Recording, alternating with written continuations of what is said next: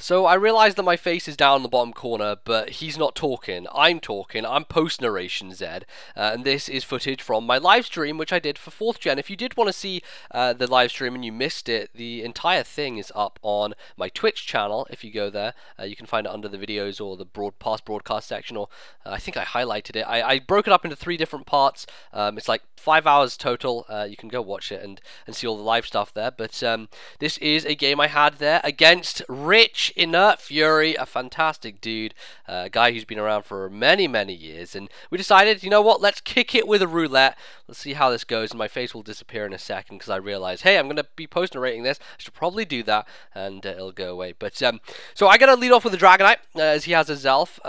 Usually in 4th Gen, a Zelf didn't run any kind of hidden power ice or weird stuff like that, so I'm thinking Psychic, Explosion, maybe Stealth Rock, maybe Taunt going on a bit there. A lot of different variations. There's a Life Orb variant with Nasty Plot Flamethrower, Grass Knot. There's T-Bolt, sometimes they carry 2. So, in all honesty, I'm not super afraid of him unless he wants to blow up turn 1, which I don't think he will do. If he has a Focus Ash or something, he's going to have to save that. So, there's also the U-turn possibility, which is what he goes for. I decide, because I'm the bulky one, I want to slow stuff down, I want to get Thunder Waves over everything. As Alpha is quick, let's go for the T-Wave, let's try and cripple it early game. But it doesn't really work out, because he's going to U-turn into something else. I mean, maybe go more defensively, that would make some sense, because Dragonite is a pretty big, physical powerhouse. It can be stopped by some physical stuff. So he ends up actually going into Jolteon, which is ridiculous, because the Volt Absorb occurs as I T-Wave. I don't think he actually predicted my T-Wave. I'm not actually sure what he was thinking there, bringing Jolteon in, maybe predicting a Dragon Dance and thinking he could outspeed then Hidden Power Ice, but ends up working out really nicely for him. I'm actually going to decide to stay in here, thinking that he would over-predict and go for the HPI, not go for the HPI, but instead go for maybe the Shadow Ball or something. I think that's what I was thinking anyway. Either that or I just didn't have a switch to Jolteon. So I stay in, he goes for the Shadow Ball. Fantastic stuff, able to get off some solid damage with the Dragon Claw. Unfortunately, he ends up kicking me with a special defense drop in the process, but no worries, no matter, I can bring Dragonite back in later. The Dragon Claw doesn't quite take him out because I'm not packing full attack investments, I said, bulky set and bulky spread, so I'm bringing him back, thinking, okay, what's the best thing to take on the Jolteon? Probably going to go into Mamoswine because he is, after seeing that Shadow Ball power, probably thinks he can kill me with a Thunderbolt. But he instead goes for Hidden Power, which I thought was Ice, and so did he, until, lo and behold, it turns out it actually is Grass. So, motherfucker, Rich manages to pull this shit off ridiculously. Like, these accidental predictions are just a thing that is happening, and oh my lord, it's not good. So I am basically forced to go for Ice Shard. I have to do it. I'm choice banded, so it's going to sting whatever comes in, you know. I'm going to actually do a good chunk, so ends up bringing in the Rotom. It's just a normal Rotom. I think he was playing on Heart Gold, Soul Silver, but he was just using standard, straight up Ghost Ass Rotom, and as you can see, Ice Shard does a huge amount. Look at that. It's a 2-hit KO on the Rotom, and my god, I'm pleased with this Mamoswine. Banded Mamoswine, so powerful, and in 4th Gen he can kick it with just Ice Shard itself. So managed to clean the thing out. He clearly didn't want to have anything else switch in and take unnecessary damage, so now he brings in Machamp. He's telling me, you better be afraid of this thing. I'm like, oh man, is he really running Specs Machamp? Is that really a thing he's going to be doing? And he's like, And I'm like, nah, I can't handle this. I have a Specs Machamp of my own. I have used it before in the past. But it's an interesting thing. So you got to be wary. Especially when you get, Focus Blast never misses. Fire Blast never misses. Is great. No guard helps a huge deal. So he ends up Vacuum Waving, trying to out-priority me or whatever. And I switch into Dragonite to take it, which he does end up doing with some panache, and that has put me in a pretty good position, because he's going to be forced to switch out. Machamp is not going to be staying in, Specs locked into Vacuum Wave on Dragonite. It could certainly spell some horror if I were to set up in his face, but he probably realizes that I'm not going to be doing that, because I'm just your straight up bulky ass Thunder Wave Roost Dragonite, and I go for the Dragon Claw, which hits a nice chunk onto that Zelf. I could have Thunder Waved on the switch and paralyzed it, made it useless, but in all honesty, it's not going to be around for much longer, because at this point he is primed, locked, and loaded, and ready to go for an explosion. So my best switch in is to just fodder something, because if you guys remember, back in 4th gen, well, Explosion was super ridiculously overpowered because it halved your defense when it was used. So yeah, it's a terrifying prospect. I'm looking over my guys. I'm like, okay, I have like some stuff which is lower tiered and probably not going to help me out so much. Plus, on the off chance that maybe he gets a crit explosion and I could live a normal one with my Lapras, it has shell armor. Maybe I could go into that potentially. Maybe. I don't know. No, this is all in vain. Completely in vain. It's a fucking explosion from a Zelf. Lapras is dead. Let's just all go to its funeral. There's time to mourn. It's over. Goodbye, Lapras. You served me well for the little time I had you, but you're gone.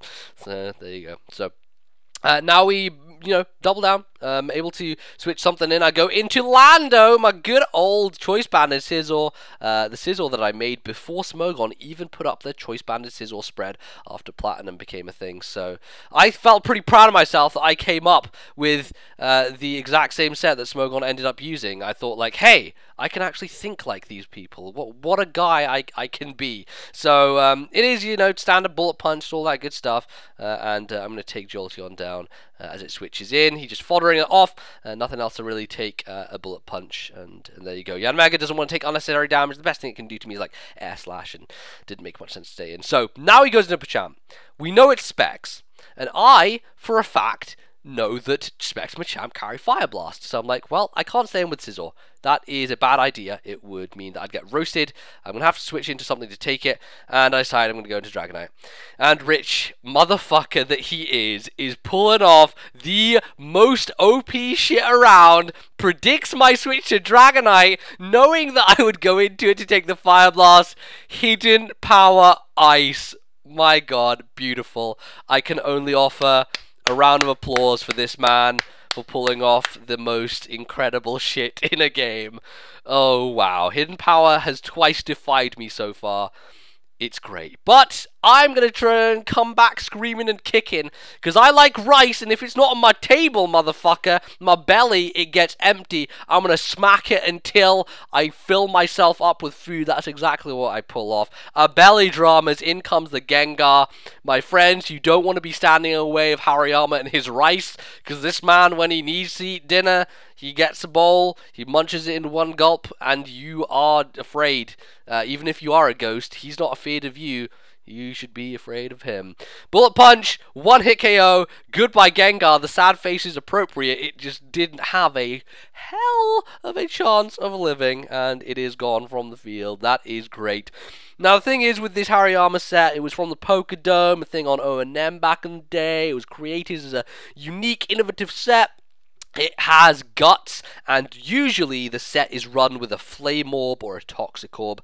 I decided to make it more of a bulky one with lefties. I could have given it a Flame Orb going into this game, but I didn't. It means that I don't get the guts boost, and it means that the Yanmega is going to be able to take the +6 Bullet Punch, because I don't have any stab behind it. It's only 40 base power. It's not really that super powerful, and Yanmega has a decent amount of bulk to it. So he takes it, manages to finish me off with an Air Slash, but hey, Hariyama, at least I pulled off a fucking belly drum, right? Hariyama killing Gengar. It's pretty great. So, go into Mamoswine. Obviously, he is afraid of the Ice Shard, so he's going to have to go into something to sponge that, most likely. I think his only two left are this Machamp and the Yanmega, so has to go into the Machamp to take it.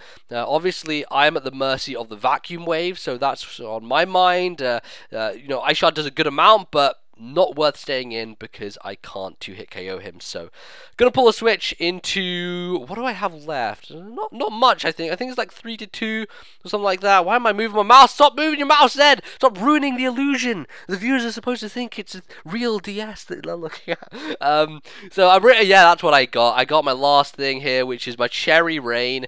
Good old Umbreon, who not gonna really end up doing a whole bunch. I think it's like a Wish set with Baton Pass.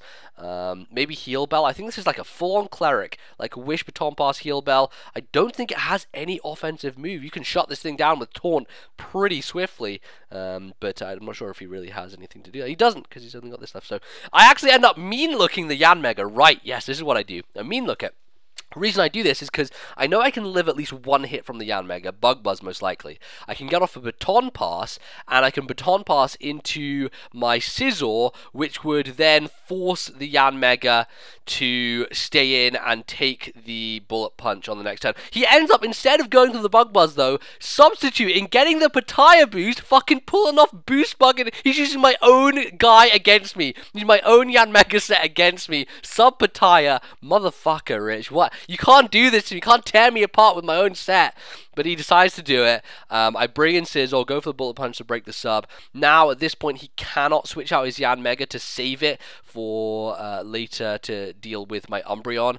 He's forced to leave it for death fodder, as I can go for the second Bullet Punch here. Because obviously, once I mean looked with the Umbreon and Baton Passed, that state of being remained. That's what happens with Baton Pass, and it acts as if the Scizor had used it. So, great stuff. Finish off the Yanmega. His final Pokemon is, of course, Machamp. If the Bullet Punch doesn't finish it off, my Mamoswine has a higher base speed and is faster, so I will out-priority his Vacuum Wave, and I'll be able to finish him off with an Ice Shard. But that apparently is not needed, because Banded Scizor, super broken, by the way, if you didn't realize already, and I managed to finish off the game. So there you have it, ladies and gentlemen. A good fun one against Rich, some roulette, some good stuff. And that is going to be that for today. So if you enjoyed this, feel free to leave a like. I'm going to be pumping out the 4th gen games as they kind of wind down here. And see you guys in the next one, I guess. Goodbye.